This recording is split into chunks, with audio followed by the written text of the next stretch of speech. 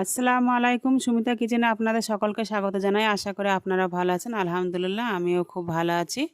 তো দেখুন, মাঠে থেকে আমাদের রাই সরষের পাতা নিয়ে এসেছে। আমি এগুলো ভাজি করব। তো খুবই ভালো লাগে রায়ের পাতা ভাজা বা সরষের পাতা ভাজা। তো চলুন রেসিপিটা শুরু করা যাক। তো আপনারা দেখতে থাকুন। কচি কচি পাতা দেখুন, খুব ছোট ছোট কচি কচি পাতা। তো এই কচি কচি পাতাগুলো ভাজলে কিন্তু খুবই ভালো লাগে খেতে।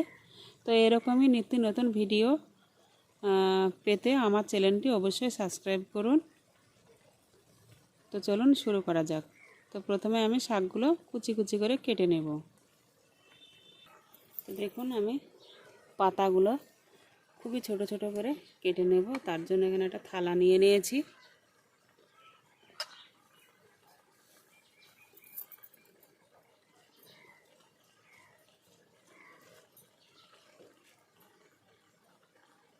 তো দেখুন, পাতাগুলো এখানে আমি গুছিয়ে নিয়েছি। এবার আমি কেটে নেব।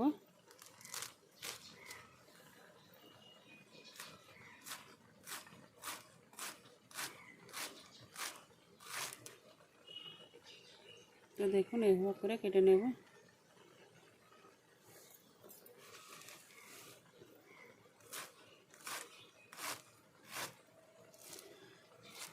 আমার এই রেসিপিটা আপনারা ফলো করেন, তাহলে যে রায়ের যে গ্যাসটা থাকে, মানে গন্ধটা থাকে, সেটা থাকবে না। খেতে একেবারে অন্যরকম লাগবে।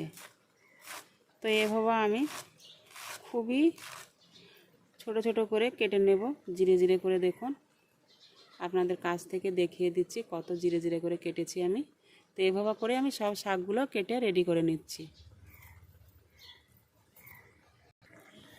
তো দেখুন, সব পাতাগুলো আমার কুচি কুচি করে কেটে নেওয়া হয়ে গেছে। এবার আমি একটা ঝুড়ি নিয়ে নিয়েছি, ধুয়ে নেব। তো দেখুন,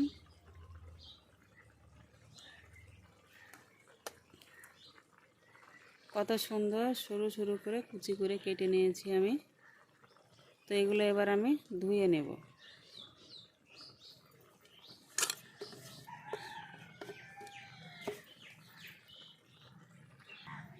তো আমি শাকগুলো ধুয়ে নিয়ে চলে এসেছি। তো আমি শাকগুলো কড়াইতে দিয়ে দিচ্ছি।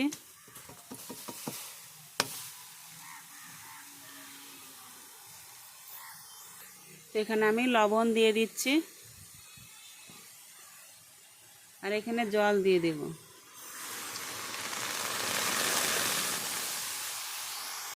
তো আমি শাকটা কিছুক্ষণ ঢাকা দিয়ে ভাপিয়ে নেব,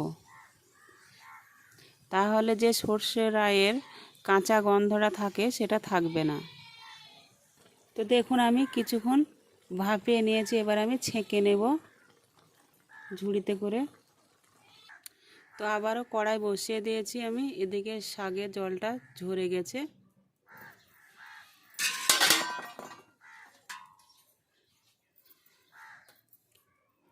তো প্রথমে আমি সরিষার তেল দিয়ে দিচ্ছি। এখানে আমি রসুন কুচি করে নিয়েছি আর লঙ্কা কুচি করে নিয়েছি। তো সেগুলো দিয়ে দিলাম। তো এগুলো আমি কিছুক্ষণ ভেজে নেব। তো দেখুন, আমি 2 মিনিট ভেজে নিয়েছি। তো এই পর্যায়ে আমি শাকগুলো দিয়ে দেব, আগে থেকে যে ভাপিয়ে রেখেছিলাম সেই শাকগুলো।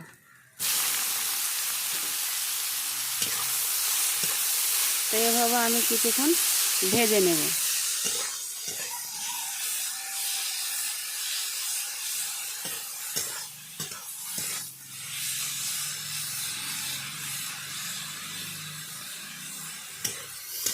যতক্ষণ রস থাকবে ততক্ষণ এভাবে ভেজে নিতে হবে।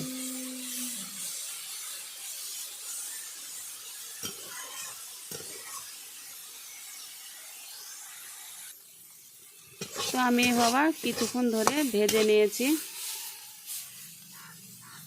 তো মুখে দিয়ে দেখব লবণটা হয়েছে কিনা ঠিকঠাক।